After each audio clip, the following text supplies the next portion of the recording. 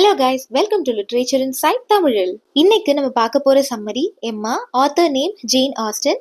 இவங்க 16th of December 1775 to 18th of July 1817 வரை வாழ்ந்த ஒரு ஃபேமஸ் இங்கிலீஷ் நாவலிஸ்ட். இவங்க ஒரு ஆர்த்தடாக்ஸ் ஃபேமிலியை சார்ந்தவங்க. இவங்களுடைய லிட்ரரி டேலண்ட்ஸ் அவங்களுடைய பேரண்ட்ஸ் கிட்ட இருந்து தான் வந்தது அப்படின்னு சொல்லலாம். இவங்களுடைய நாவல்ஸ்ல ஹியூமன் நேச்சரை பத்தி நிறையவே பேசியிருப்பாங்க. Novel of sensibility or sentimental novels எழுதுறதுல முக்கிய பங்கு வகிச்சிருக்காங்க. இவங்க டோட்டலா 6 நாவல்ஸ் பப்ளிஷ் பண்ணிருக்காங்க.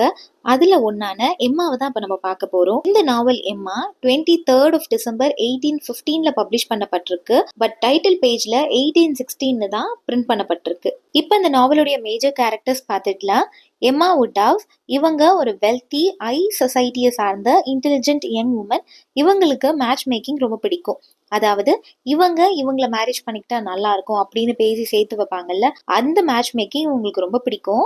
மேட்ச் மேக்கிங் இவங்களுக்கு நல்லா வரும் அப்படின்னு இவங்களே நினைச்சுக்குவாங்க. மிஸ்டர் வுட்ஹவுஸ் எம்மாவுடைய அப்பா. ஜார்ஜ் நைட்லி எம்மாவுடைய ஒரு சென்சிபிள் ஃப்ரெண்ட். எம்மாவுக்கு ஒரு அக்கா இருப்பாங்க, அவங்க பேரு இசபெல்லா. இசபெல்லாவுடைய ஹஸ்பண்டோட பிரதர் தான் இந்த ஜார்ஜ் நைட்லி. ஹாரியட் ஸ்மித் இவங்க ஒரு ஆர்ஃபன், போர்டிங் ஸ்கூல்ல படிச்சுட்டு இருப்பாங்க.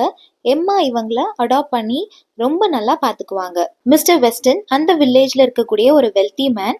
மிஸ்ஸஸ் வெஸ்டன் இவங்களுடைய ஆக்சுவல் நேம் டெய்லர். இவங்க எம்மாவுடைய கவர்னஸா இருந்திருப்பாங்க. இந்த நாவலுடைய பிகினிங்ல தான் இவங்க மிஸ்டர் வெஸ்டனை மேரேஜ் பண்ணிப்பாங்க. அதனால இவங்கள அதுக்கப்புறம் மிஸ்ஸஸ் வெஸ்டன் அப்படின்னு மென்ஷன் பண்ணிருப்பாங்க. பிராங்க் சர்ச்சில் மிஸ்டர் வெஸ்டனுடைய ஃபர்ஸ்ட் மேரேஜ்ல பிறந்த பையன் தான் இந்த பிராங்க் சர்ச்சில். ஜேன் ஃபேர்ஃபிளாக்ஸ் ஒரு talented graceful woman. Robert Martin அந்த வில்லேஜ்ல இருக்கக்கூடிய ஹார்ட் ஒர்க்கிங் ஃபார்மர் ஃபேமிலியை சார்ந்தவர். மிஸ் பேட்ஸ் ஜேன் ஃபேர்ஃபாக்ஸ் உடைய ஆண்டி. இவங்க ஒரு ஸ்பின்ஸ்டர், ஒரு டாக்கட்டிவ் பர்சன். மிஸ்டர் ஹெல்டன் ஹைபரியில ஒரு சர்ச்ல விக்காரா இருப்பாங்க, அதாவது பிரீஸ்ட் கிளர்ஜிமேனா இருப்பாங்க. Now let's get into the summary. But அதுக்கு முன்னாடி நம்ம சேனல்ல நீங்க ஃபர்ஸ்ட் டைம் பாக்குறீங்கன்னா மறக்காம சப்ஸ்கிரைப் பண்ணிக்கோங்க. இந்த நாவலுடைய செட்டிங் ஒரு ஃபிக்ஷனல் வில்லேஜ் ஆன, அதாவது ஒரு இமேஜினரி வில்லேஜ் ஆன இங்கிலாந்துல இருக்கக்கூடிய ஹைபரியில நடக்கிற மாதிரி அமைஞ்சிருக்கு. 19th century காலகட்டங்கள்ல நடக்கிற மாதிரி அமைஞ்சிருக்கு. எம்மா அப்படிங்கிற ஒரு பொண்ணு, ஒரு 20 years rich and beautiful girl, தான் அப்பாவோட ஹார்ட்ஃபீல்ட் எஸ்டேட் அப்படிங்கிற ஒரு இடத்துல வாழ்ந்துட்டு இருக்காங்க. இவங்க ஒரு ஹை கிளாஸ் சொசைட்டியை சார்ந்தவங்க. இந்த எம்மா தனக்கு மேட்ச் ஃபிக்ஸிங் ஸ்கில் இருக்கு அப்படின்னு நினைச்சுக்குவாங்க. ஏன் அப்படின்னா இவங்க கூடவே இருப்பாங்க ஒரு கவர்னஸ், அவங்க பேரு டெய்லர். இப்ப ரீசன்ட் டேஸ்ல தான் அவங்களுக்கும் மிஸ்டர் வெஸ்டன் அப்படிங்கிறவருக்கும் கல்யாணம் பண்ணி வச்சிருப்பாங்க. மிஸ்டர் வெஸ்டன் ஒரு வெல்தி மேன், ஒரு விடோவரும் கூட. ஸோ இவங்களுடைய கவர்னஸான டெய்லருக்கும் இந்த மிஸ்டர் வெஸ்டனுக்கும் இவங்க மேட்ச் மேக்கிங் பண்ணி மேரேஜ் நடந்திருக்கும். அவங்க ரொம்ப நல்லாவே வாழ்ந்திருப்பாங்க. ஸோ தனக்கு மேட்ச் ஃபிக்ஸிங் ஸ்கில் இருக்கு, தன்னோட இன்ஸ்டிங் கரெக்டாக தான் இருக்கும் அப்படின்னு ஒரு குருட்டு நம்பிக்கை இந்த எம்மாக்கு. இவங்க கூடவே இருந்த அந்த கவர்னர்ஸ் இப்போ மேரேஜ் ஆகி போயிட்டதால இவங்க ரொம்ப லோன்லியா ஃபீல் பண்றாங்க. இப்போ எம்மா என்ன பண்றாங்கன்னா, ஒரு போர்டிங் ஸ்கூல்ல படிச்ச ஆர்ஃபனான ஹாரியட் ஸ்மித் அப்படிங்கிற ஒரு பொண்ணை அடாப்ட் பண்றாங்க. அவ ஒரு லோ கிளாஸ் பொண்ணு. ஸோ அவளை அடாப்ட் பண்ணி ரொம்ப நல்லா பாத்துக்கிறாங்க. அவங்களுக்கு ஈக்குவலா ட்ரீட் பண்றாங்க. அவளுக்கு எல்லா விஷயத்திலையும் பெஸ்டா கொடுக்கணும் அப்படின்னு நினைக்கிறாங்க. எம்மா ஹாரியட் கிட்ட, நீ ரொம்ப புத்திசாலியா இருக்க, ரொம்ப மெச்சூர்டான பொண்ணு, உன் அப்பா கண்டிப்பா ஒரு ஜென்டில்மேனா தான் இருக்கணும், அவரு தான் உனக்கு இந்த விஷயங்கள் எல்லாம் சொல்லி கொடுத்துருப்பாரு போல, நீ கண்டிப்பா ஒரு நல்ல ஃபேமிலி பேக்ரவுண்ட்ல இருந்தா வந்திருக்கணும் அப்படின்னு சொல்லிட்டே இருப்பாங்க. ஹாரியட் ஸ்மித் போர்டிங் ஸ்கூல்ல படிக்கும் போது ஒரு பொண்ணு கூட ரொம்ப க்ளோஸ் ஃப்ரெண்டா இருந்திருப்பா. அந்த பொண்ணுடைய பிரதர் மிஸ்டர் ராபர்ட் மார்டின், அவங்க ஒரு ஃபார்மர் ஃபேமிலி. அந்த பையன் இருக்கா இல்லையா, ஹாரியட் ஸ்மித்துடைய ஃப்ரெண்டோட பிரதர் மிஸ்டர் ராபர்ட் மார்டினுக்கு ஹாரியட் ஸ்மித் மேல கொஞ்சம் இன்ட்ரெஸ்ட் இருக்கும், க்ரஷ் இருக்கும். இப்ப எம்மா ஹாரியட் ஸ்மித்தை கூப்பிட்டு என்ன சொல்றான்னா, நீ ஹை சொசைட்டி மாதிரி தான் நடந்துக்கணும், அந்த ஃபார்மர் ஃபேமிலி கூட எல்லாம் பேசக்கூடாது அப்படின்னு ஸ்ட்ரிக்டா சொல்லிடுவா. பிகாஸ் எம்மா என்ன நினைப்பானா, அந்த வில்லேஜ்ல இருக்கக்கூடிய சர்ச்ல கிளர்ஜிமேனா இருக்க மிஸ்டர் ஹெல்டனை ஹாரியட்க்கு எப்படியாவது மேரேஜ் பண்ணி வச்சிடணும்னு நினைப்பா. இவதான் தனக்கு மேட்ச் மேக்கிங் ஸ்கில் இருக்கிறதா நினைப்பா இல்லையா. ஸோ ஹெல்டனும் ஹாரியட்டும் பர்ஃபெக்ட் கப்பிளா இருப்பாங்க, அவங்களுக்கு மேரேஜ் பண்ணி வைக்கணும்னு நினைக்கிறா. இந்த சமயத்துல தான் அந்த ஃபார்மர் ஃபேமிலியில இருக்கக்கூடிய மிஸ்டர் ராபர்ட் மார்டின் ஹாரியட்க்கு ப்ரொபோஸ் பண்றான். ஹாரியட் அதை ரிஜெக்ட் பண்ணிடுறா. ஏன்னா எம்மா தான் ஹாரியட் கிட்ட அவங்க ஃபேமிலி கூட எல்லாம் பேசக்கூடாதுன்னு சொல்லியிருக்கா இல்லையா. அண்ட் ஆல்சோ எம்மா ஹாரியட்டை நல்லாவே பாத்துக்கிறா. அதனால அவளுக்கு ஒபே பண்ணணும் அப்படிங்கறதால மிஸ்டர் ராபர்ட்டை அவ ரிஜெக்ட் பண்ணிடுறா. இப்போ ஜார்ஜ் நைட்லி வந்து எம்மாவை திட்டுவாரு, நீ ஏன் ஒரு ஆர்ஃபன் பொண்ணை கூட்டிட்டு வந்து வீட்டுல வச்சிட்டு இருக்க, அவளுடைய பேரண்ட்ஸ் யாருன்னு தெரியாது, அவ எந்த சொசைட்டியை சார்ந்தவன் தெரியாது, இதெல்லாம் உனக்கு தேவையில்லாத வேலை அப்படின்னு சொல்லுவாரு. ஆனா அவர் திட்டுறதெல்லாம் எம்மா பெருசா இம்பார்ட்டன்ஸ் கொடுக்க மாட்டா, அதை கண்டுக்க மாட்டா. ஏன்னா ஜார்ஜ் நைட்லி எம்மா என்ன பண்ணாலும் அதுல ஏதாவது ஒரு மிஸ்டேக்கை கண்டுபிடிச்சு அதை பாயிண்ட் அவுட் பண்ணிட்டே இருப்பாரு. அதனால அவர் சொல்றத இக்னோர் பண்ணி, அது மட்டும் இல்லாம ஜார்ஜ் நைட்லி என்ன சொல்லுவாருன்னா, ஹாரியட்க்கு நீ அந்த ராபர்ட்டையே மேரேஜ் பண்ணி வச்சிரு, அவங்க 2 பேரும் சேம் கிளாஸா இருப்பாங்க, அதனால ஃபியூச்சர்ல எந்த ப்ராப்ளமும் வராது அப்படின்னு சொல்லுவாரு. இது எம்மாவுக்கு பிடிக்காது. 2 பேருக்கும் ஒரு ஆர்குமெண்ட் வந்து 2 பேரும் ஒருத்தர் கிட்ட பேசாம கொஞ்ச நாள் இருப்பாங்க. இப்படி இவங்க 2 பேரும் பேசாம இருக்க சமயத்துல தான் எம்மாவுடைய சிஸ்டர் இசபெல்லா இங்கிலாந்துல இருந்து வருவாங்க. அப்போ ஒரு ஃபேமிலி கெட் டுகெதர்ல 2 பேரும் பேசிதான் ஆகணும் இல்லையா, அதுல இருந்து தான் 2 பேரும் பழையபடி பேச ஆரம்பிப்பாங்க. மிஸ்டர் ஹெல்டன் எம்மா வீட்டுக்கு அடிக்கடி வருவாரு. எம்மா என்ன சொன்னாலும் கேட்பாரு, தட்டாம ஒபே பண்ணுவாரு. அவளுக்கு பிடிச்ச மாதிரி மிஸ்டர் ஹெல்டன் நடந்துக்குவாரு. எம்மா என்ன நினைச்சுக்கிறான்னா, மிஸ்டர் ஹெல்டன் ஹாரியட்காக தான் என்கிட்ட நல்லா நடந்துக்கிறாரு, அப்பதான் நான் ஹாரியட்டை அவருக்கு மேரேஜ் பண்ணி கொடுப்பேன், அதனாலதான் நல்ல முறையில என்கிட்ட நடந்துக்கிறாரு, நான் சொல்றதெல்லாம் கேட்கிறாரு போல அப்படின்னு மிஸ் இன்டர்பிரட் பண்ணிப்பா. அது ஒரு கிறிஸ்மஸ் ஈவினிங், அங்க ஒரு பார்ட்டி போயிட்டு இருக்கும். அந்த பார்ட்டிக்கு எல்லாருமே வந்திருப்பாங்க. ஹாரியட்டால மட்டும் அங்க வர முடியாத சிச்சுவேஷன். அதனால ஹாரியட்டை தவிர அங்க எல்லாருமே இருப்பாங்க. எம்மா கூட ஹெல்டனும் இருப்பாரு. ஹெல்டன் எம்மா கூடவே இருப்பாரு, அவளுக்கு வேண்டியதெல்லாம் செய்வாரு, நல்லா க்ளோஸா இருப்பாரு. எம்மா எப்படியாவது இவரை ஹாரியட்க்கு மேரேஜ் பண்ணி வச்சிடணும்னு நினைச்சிட்டு இருக்க சமயத்துல ஹெல்டன் என்ன பண்ணுவாருன்னா, எம்மாக்கு ப்ரொபோஸ் பண்ணிடுவாரு. எம்மா செம்ம ஷாக் ஆயிடுவா. இத அவ கொஞ்சம் கூட நினைச்சு கூட பாத்திருக்க மாட்டா. அப்பதான் எம்மா சொல்லுவா, நான் உங்களை ஹாரியட்க்கு மேரேஜ் பண்ணி வைக்கலாம்னு நினைச்சேன், நீங்க என்ன எனக்கு ப்ரொபோஸ் பண்றீங்க, இதை என்னால அக்செப்ட் பண்ணிக்கவே முடியாது அப்படின்னு சொல்லிடுவா. அப்பதான் எம்மாக்கு தெரிய வரும், ஹெல்டன் அவ வீட்டுக்கு போனது, எம்மாக்கு ஹெல்ப் பண்ணது எல்லாமே எம்மாக்காக தான், ஹாரியட்காக இல்ல அப்படிங்கறத புரிஞ்சுக்குவா. ஹெல்டனுமே எனக்கு ஹாரியட்டை மேரேஜ் பண்ணிக்கிறதுல இன்ட்ரெஸ்ட் இல்ல, நான் உங்களுக்காக தான் உங்க வீட்டுக்கு வந்தேன், உங்களை மேரேஜ் பண்ணிக்கணும்னு தான் நினைச்சேன் அப்படின்னு சொல்லுவாரு. பட் எம்மா ஹெல்டனுடைய ப்ரொபோசலை ரிஜெக்ட் பண்ணிடுவா. அதனால ஹெல்டன் ரொம்ப இன்சல்ட் பண்ணப்பட்டதா ஃபீல் பண்ணுவாரு. ரொம்ப அஃபெண்ட் ஆயிட்டு அந்த வில்லேஜை விட்டு பேத் அப்படிங்கிற இடத்துக்கு போயிடுவாரு. இப்ப எம்மா ஹாரியட்காக ரொம்ப ஃபீல் பண்ணுவா. ஏன்னா எம்மா ஆல்ரெடி சொல்லிட்டு இருப்பா, உனக்கு மிஸ்டர் ஹெல்டனை தான் மேரேஜ் பண்ணி வைக்க போறேன் அப்படின்ட்டு. ஸோ அதனால ரொம்ப பேடா ஃபீல் பண்ணுவா எம்மா. இப்ப அந்த வில்லேஜ்க்கு 2 பேர் புதுசா வராங்க. ஒன்னு ஜேன் ஃபேர்ஃபிளெக்ஸ், இன்னொன்னு ஃப்ராங்க் சர்ச்சில். ஜேன் ஃபேர்ஃபிளெக்ஸை சுத்தமா எம்மாக்கு பிடிக்கல. ஏன்னா அந்த வில்லேஜ்லயே எம்மாக்கு ஈக்குவலா அழகுலயும் சரி டேலண்ட்லயும் சரி ஈக்குவலா இருக்கிறது இந்த ஜெயின் தான். ஸோ எங்க தன்னை குறைச்சி எடை போட்டுருவாங்களோ அப்படின்ற ஒரு எண்ணத்தினால எம்மாக்கு ஜேனை பிடிக்காம போயிடுது. ஆல்சோ ஜேன் எம்மாவை விட ஃபினான்ஷியலி கொஞ்சம் லோவா தான் இருப்பாங்க. ஜேன் இத்தனை நாள் கார்டன் வீட்டில் இருந்திருப்பாங்க. இப்போ அவங்க வெக்கேஷனுக்காக வெளியே போயிட்டதுனால தன்னுடைய ஆண்டி அண்ட் கிராண்ட்மாவான மிஸ் பேட்ஸ் அண்ட் மிஸ்ஸஸ் பேட்ஸை பார்க்கறதுக்கு இந்த ஐவரி வில்லேஜ்க்கு வந்திருப்பாங்க. அடுத்ததா ஃப்ராங்க் சர்ச்சில். இவர் யாருன்னா மிஸ்டர் வெஸ்டன் இருக்காருல்ல, அதான் அந்த நாவலோட பிகினிங்ல எம்மாவோட கவர்னர்ஸ் ஒருத்தவங்களை மேரேஜ் பண்ணிப்பாங்களே, அவரு தான் மிஸ்டர் வெஸ்டன். அவரோட ஃபர்ஸ்ட் மேரேஜ்ல பிறந்த பையன் தான் இந்த ஃப்ராங்க் சர்ச்சில். இத்தனை நாள் லண்டன்ல தன்னுடைய ஆண்டி அங்கிளோட வளர்ந்துருப்பான். இப்போ இந்த வில்லேஜ்க்கு திரும்ப வரான். மிஸ்ஸஸ் வெஸ்டன் எம்மா கிட்ட ஃப்ராங்கை பத்தி நிறைய நல்ல விஷயம் சொல்லியிருப்பாங்க. அவன் ரொம்ப நல்லவன், அவன் கிட்ட நிறைய குட் குவாலிட்டிஸ் எல்லாம் இருக்கு, அவன் உனக்கு கரெக்டா இருப்பான் அப்படியெல்லாம். ஸோ எம்மாக்கும் ஃப்ராங்க் மேல ஒரு எக்ஸ்பெக்டேஷன் இருக்கு. இப்போ ஃப்ராங்க் ஐபரிக்கு வந்தாச்சு. எம்மாவும் ஃப்ராங்க்கும் மீட் பண்ணிக்கிறாங்க. எம்மாக்கும் ஃப்ராங்க் மேல ஒரு இன்ஃபாக்சுவேஷன் இருக்கு. பட் என்னதான் க்ளோஸா பழகினாலும் ஃப்ராங்க் ஏதோ ஒரு ஃபேக்கா இருக்கிற மாதிரியும் இம்மெச்சூர்டா பிஹேவ் பண்றானோ, அவன் தாங்கிட்ட உண்மையா பழகலையோ அப்படின்லாம் அந்த எம்மாக்கு தோணுது. பட் இவங்க 2 பேரும் ஒன்னாவே சுத்திட்டு இருக்கிறதுனால இந்த விஷயம் வில்லேஜ் ஃபுல்லா ஸ்ப்ரெட் ஆகி இவங்க 2 பேரும் தான் மேரேஜ் பண்ணிக்க போறாங்க அப்படின்னு எல்லாரும் காசிப் பேச ஆரம்பிச்சிடுறாங்க. இந்த விஷயம் ஜார்ஜ் நைட்லியோட காதுக்கு போகுது.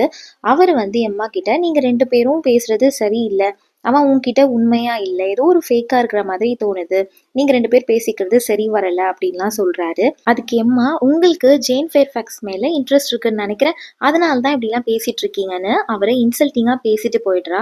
உடனே எம்மா என்ன பண்ணிடுறான்னா, ஜேனை பத்தின ஒரு காசிப்பை ஊர் ஃபுல்லா ஸ்ப்ரெட் பண்றா.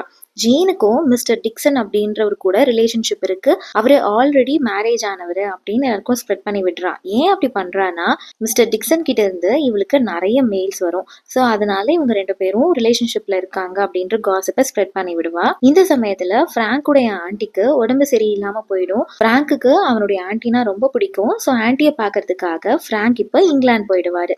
பட் ஃப்ராங்குடைய இந்த செப்பரேஷன் எம்மாவை எந்த விதத்திலயும் அஃபெக்ட் பண்ணியிருக்காது. எம்மா ஃப்ராங்கை மிஸ் பண்ண மாட்டா, அவளுக்கு எந்த ஒரு ஃபீலும் இருக்காது.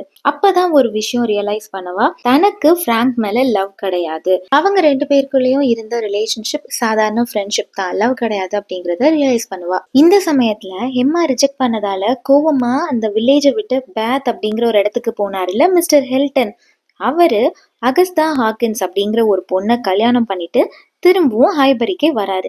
அந்த பொண்ணு ஒரு வெல்தி பர்சன் அண்ட் மற்றவங்களை விட தான் தான் சுப்பீரியர் அப்படிங்கிற மாதிரி காமிச்சுப்பாங்க. ஸோ ஹெல்டனுடைய ஒய்ஃபை எம்மாக்கு பிடிக்காது, எம்மாக்கும் ஹெல்டனுடைய ஒய்ஃபை பிடிக்காது.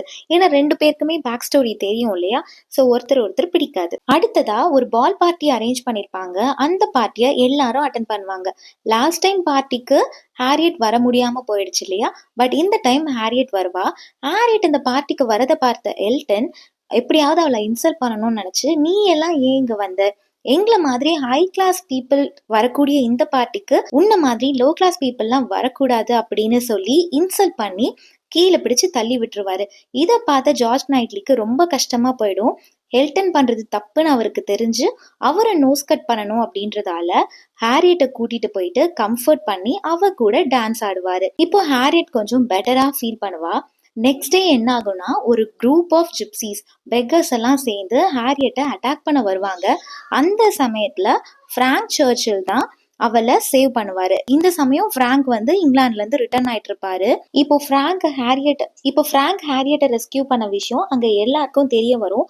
இப்போ எம்மா என்ன நினைப்பானா, எனக்கும் பிராங்குக்கும் தான் செட் ஆகல, பேசாம பிராங்குக்கு ஹாரியட்டை மேரேஜ் பண்ணி வச்சிடலாம், அவங்க 2 பேரும் பெர்ஃபெக்ட் கப்பலா இருப்பாங்க அப்படின்னு லாஸ்ட் டைம் பண்ண தப்ப திரும்பவும் பண்ணுவா. அவங்க 2 பேருக்கும் மேரேஜ் பண்ணி வச்சுட்டா பெர்ஃபெக்ட் கப்பிள்ஸா இருப்பாங்கன்னு நினைச்சு ஹாரியட் கிட்ட இத பத்தி பேச போறா. அப்ப ஹாரியட் என்ன சொல்றான்னா, எனக்கு ஒருத்தர் மேல இன்ட்ரெஸ்ட் இருக்கு, அவரு தான் ஒரு தடவை நான் ஆபத்துல இருந்தப்ப என்னை ரெஸ்கியூ பண்ணாரு, சோ அவரை தான் நான் லவ் பண்றேன் அப்படின்னு சொல்லுவா. பட் அது யார் அப்படின்னு நேம் ரிவீல் பண்ண மாட்டா. எம்மா பிராங்க தான் சொல்றா போலன்னு அவளே அசியூம் பண்ணிட்டு அந்த இடத்த விட்டு சந்தோஷமா போயிருவா. அந்த வில்லேஜ்ல இஷ்டத்துக்கு காசிப் போகும். ஒரு சைடு பிராங்கும் எம்மாவும் தான் மேரேஜ் பண்ணிக்க போறாங்கன்னு காசிப் பேசுவாங்க, இன்னொரு சைடு பிராங்கும் ஹாரியட்டும் மேரேஜ் பண்ணிக்க போறாங்க அப்படின்னு காசிப் பேசிட்டு இருப்பாங்க. அடுத்ததா ஒரு நாள் பிராங்க், எம்மா, மிஸ் பேட்ஸ் எல்லாரும் சேர்ந்து ஒரு இடத்துல கேம் விளையாட போறாங்க. என்ன கேம்னா, ஒருத்தவங்களை பத்தி நல்லதா 2 விஷயம், கெட்டதா 2 விஷயம் சொல்லணும், அதாவது பாசிட்டிவ் சைடும் 2 சொல்லணும், நெகட்டிவ் சைடும் சொல்லணும் அப்படின்னு சொல்லி விளையாண்டுட்டு இருக்காங்க. உடனே மிஸ் பேட்ஸ் பேட் குவாலிட்டிஸ் எல்லாம் ஈஸியா சொல்லிடலாம், அது ஒன்றும் பெரிய கஷ்டம்லாம் கிடையாதுன்னு சொல்றாங்க. எம்மாக்கு தான் ஜேனுடைய ஃபேமிலியில யாரையும் பிடிக்காதுல்ல, ஸோ மிஸ் பேட்ஸை இன்சல்ட் பண்ணணும் அப்படின்னு, ஆமா உங்களுக்கு தான் மற்றவங்களுடைய பேட் குவாலிட்டிஸை பத்தி பேசுறது நேச்சுரலாவே ஈஸியா வருமே அப்படின்னு சொல்லி அவங்கள ரொம்ப இன்சல்ட் பண்ணிடுறா. இந்த விஷயத்துக்கு அப்புறம் இந்த 2 ஃபேமிலிக்கும் ஒரு பிளவு ஏற்படுது. 2 ஃபேமிலியும் ஒருத்தர் ஒருத்தர் பேச முடியாம போயிடுது. இதனால ஜார்ஜ் ஒரு சமயம் வந்து எம்மாவை பயங்கரமா திட்டிட்டு, நீ பண்ணது ரொம்ப தப்பு, நீ போய் அவங்க கிட்ட அப்பாலஜைஸ் பண்ணுன்னு சொல்றாரு. எம்மாவும் தன்னுடைய தப்பை ரியலைஸ் பண்ணி அவங்க கிட்ட போய் சாரி கேட்கிறா. அடுத்ததா உடம்பு முடியாம இருந்தாங்கல்ல பிராங்குடைய ஆண்டி, அவங்க இறந்து போயிட்டு இருப்பாங்க. அவங்க இறந்ததுக்கு அப்புறம் பிராங்க் ஒரு சீக்ரெட்டை ரிவீல் பண்ணுவாரு. என்னன்னா, பிராங்கும் ஜேனும் லவ் பண்ணியிருக்காங்க, அவங்க சீக்ரெட்டா என்கேஜ்மெண்ட்டும் பண்ணிக்கிட்டாங்க அப்படின்னு. ஏன் சீக்ரெட்டா வச்சிருந்தாங்க இத்தனை நாள்னா, ஆண்ட் வந்து ஜேனை அக்செப்ட் பண்ணிருக்க மாட்டாங்க. ஏன்னா லோ கிளாஸ் சேர்ந்தவங்க, ஃபினான்ஷியலி அவங்க சவுண்டா இல்லை, ஸோ அதனால பிராங்குடைய ஆண்டி ஜேனை அக்செப்ட் பண்ணிக்க மாட்டாங்க. ஸோ இத்தனை நாள் அவங்களுடைய லவ் ரிலேஷன்ஷிப்பை ரொம்ப சீக்ரெட்டா மெயின்டைன் பண்ணிட்டு இருந்தாங்க பிராங்கும் ஜேனும். இப்பதான் அவங்க ஆண்டி இல்ல, இறந்து போயிட்டதால அந்த சீக்ரெட்டை இப்ப எல்லாருக்கும் ரிவீல் பண்றாரு. எம்மாக்கு ஷாக்கிங்கா இருக்கு, ரொம்ப கஷ்டமாயிடுது. ஏன்னா எம்மா என்ன டிசைட் பண்ணியிருந்தா, பிராங்குக்கு ஹாரியட்டை மேரேஜ் பண்ணி வச்சிடலாம் நினைச்சிருந்தா இல்லையா? ஸோ ஹாரியட்காக ரொம்ப ஃபீல் பண்றா எம்மா. இப்போ ஹாரியட் கிட்ட எம்மா பேச போகும்போது தான் ஹாரியட் என்ன சொல்றான்னா, நான் லவ் பண்ணது பிராங்க் கிடையாது, நான் லவ் பண்ணது மிஸ்டர் ஜார்ஜ் தான். அன்னைக்கு பார்ட்டியில எல்டன் என்னை இன்சல்ட் பண்ணும் போது என்னை கம்ஃபர்ட் பண்ணி என் கூட டான்ஸ் ஆடினது மிஸ்டர் ஜார்ஜ் நைட்லி தான், நான் அவரை தான் லவ் பண்ணுவேன் அப்படின்னு இவ ஒரு ஷாக்கிங் நியூஸ் சொன்ன உடனே எம்மாக்கு ரொம்ப கஷ்டமாயிடுது. ஒரு சொல்ல முடியாத ஃபீலிங் எம்மாக்கு உருவாகுது. அந்த சமயத்துல தான் சடனா எம்மா ரியலைஸ் பண்றாருன்னா, நான் லவ் பண்றது மிஸ்டர் ஜார்ஜ் நைட்லியை தான். இப்போதான் அவளுக்கு தெரியுது, தான் இத்தனை நாள் ஜார்ஜ் நைட்லியை தான் லவ் பண்ணியிருக்கோம். ஸோ அதனால ஹாரியட் அவரை லவ் பண்றதா சொன்ன உடனே இவளால அதை அக்செப்ட் பண்ணிக்க முடியல, தாங்கிக்க முடியல. ஃபார் த ஃபர்ஸ்ட் டைம் எம்மா ரொம்ப ஜெலஸ் அண்ட் எமோஷனல் பெயினை அண்டர்கோ பண்றா. ஜார்ஜ் நைட்லி ஒருவேளை ஹாரியட்டை மேரேஜ் பண்ணிக்குவாரோ அப்படிங்கிற ஒரு பயம் உருவாகுது. இதை பத்தி பேசலாம் அப்படின்னு எம்மா ஜார்ஜ் நைட்லியை மீட் பண்ணுறதுக்கு போகிறா. பட் அந்த இடத்துல நைட்லி எம்மாக்கு ப்ரொப்போஸ் பண்ணுறாரு. இவளும் ரொம்ப சந்தோஷமா அவருடைய ப்ரொப்போசலை அக்செப்ட் பண்ணிக்கிறா. என்னதான் எம்மா நைட்லியோடைய ப்ரொப்போசலை ஹாப்பியா அக்செப்ட் பண்ணிக்கிட்டாலுமே 2 பேரை பத்தி யோசிப்பா. ஒன்னு அவளுடைய அப்பா, இன்னொன்னு ஹாரியட். தான் கல்யாணமாயி போயிட்டா அடுத்ததான் அப்பா தனியாயிடுவாரு, எப்படி எல்லாத்தையும் மேனேஜ் பண்ணுவாரு, அந்த எஸ்டேட்லாம் எப்படி பார்த்துப்பாரு அப்படின்ற மாதிரி யோசிப்பா. அதுக்கு ஜார்ஜ் என்ன சொல்வாருன்னா, நம்ம மேரேஜ்க்கு அப்புறம் கூட நீயும் அப்பா கூடவே இரு, நான் அடிக்கடி வந்து உன்னை மீட் பண்ணிக்கிறேன், நம்ம மேரேஜ் லைஃப் நல்லா தான் போகும் அப்படின்னு ப்ராமிஸ் பண்றாரு. ஓகே, அது வந்து சால்வ் ஆயிடுச்சு. அடுத்தது ஹாரியட் உங்களை லவ் பண்றா. பட் நீங்க என்ன லவ் பண்றீங்கன்னு தெரிஞ்சா அவ ரொம்ப மனசொடைஞ்சு போயிடுவா அப்படின்னு சொல்றா. அதுக்கு என்ன பிளான் பண்றாங்கன்னா, நம்ம ஹாரியட்டை கொஞ்ச நாள் இசபெல்லாவுடைய வீட்டுக்கு அனுப்புவோம், அதாவது இங்கிலாந்துக்கு அனுப்பிட்டா அங்க அவ கொஞ்சம் ஃப்ரீயா இருப்பான்னு யோசிச்சு இங்கிலாந்துக்கு அனுப்புறாங்க. ஹாரியட்டும் இங்கிலாந்து போயிடுறா. அங்க மிஸ்டர் ராபர்ட்டுடைய சிஸ்டரை மீட் பண்றா, அதாவது இவளுடைய ஃப்ரெண்டை மீட் பண்றா. மிஸ்டர் ராபர்ட் ஆல்ரெடி இவளுக்கு ப்ரொப்போஸ் பண்ணியிருப்பாரு இல்லையா. ஸோ அவளுடைய ஃப்ரெண்ட் என்ன சொல்றாருன்னா, தன்னுடைய பிரதர் எந்த அளவுக்கு ரொம்ப சீரியஸாக ஹாரியட்டை லவ் பண்ணுறா அப்படின்றத எக்ஸ்பிளைன் பண்ண உடனே ஹாரியட்க்கு ரியலைஸ் ஆகும், நம்மளை உண்மையாக லவ் பண்ணுற மிஸ்டர் ராபர்ட்டை தான் நம்ம மேரேஜ் பண்ணிக்கணும் அப்படின்னு. அவளும் ராபர்ட்டை மேரேஜ் பண்ணிக்கலாம் அப்படின்னு டிசைட் பண்ணிடுவா. ஸோ 3 கப்பலோட மேரேஜோட இந்த நாவல் முடியுது. ஒன்று ராபர்ட் மார்டின் அண்ட் ஹாரியட், இன்னொன்று ஃப்ராங்க் அண்ட் ஜேன், அடுத்ததா ஜார்ஜ் நைட்லி அண்ட் எம்மா. ஸோ 3 ஹாப்பி மேரேஜஸோட இந்த நாவல் முடியுது. இந்த வீடியோ உங்களுக்கு யூஸ்ஃபுல்லாக இருந்ததுன்னா லைக் பண்ணிட்டு சப்ஸ்கிரைப் பண்ணிக்கோங்க. மறக்காம உங்க ஃப்ரெண்ட்ஸ்க்கும் சஜஸ்ட் பண்ணுங்க. அடுத்த இந்த டாபிக்ல வீடியோ போடலான்னு காமெண்ட் பண்ணுங்க. தேங்க்யூ ஃபார் வாட்சிங்.